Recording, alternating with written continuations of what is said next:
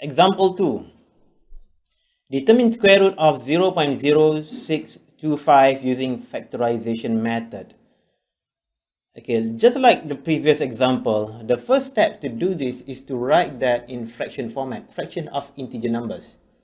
And make sure that the numbers are perfect squares. So 0.0625, that is equal to 625 over 10,000. So as such, a square root of 0.0625, that is equal to square root of 625 over 10,000.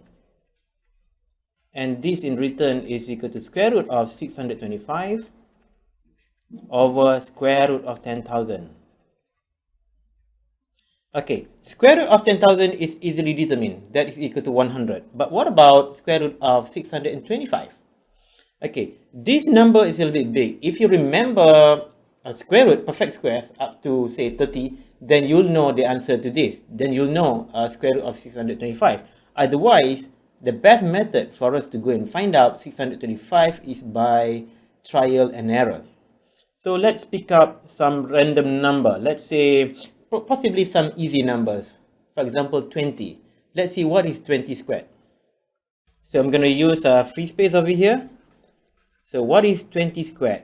20 squared is 400.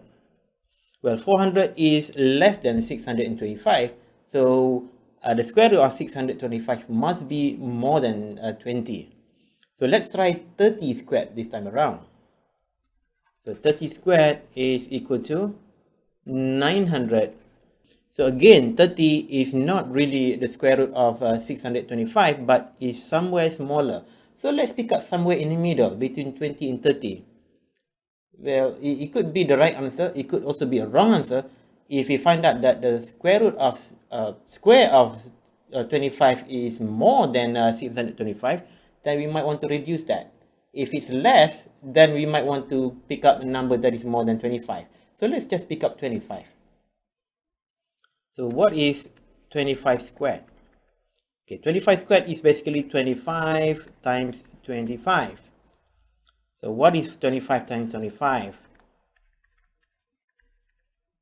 So 5 times 5 is 25. 2 times 5 is 10 plus 2, that is 12.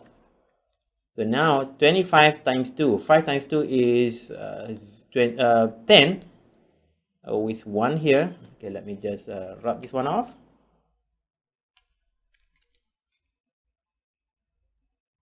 And 2 times 2 is 4, and plus 1 becomes 5, so 50. So the answer is 526.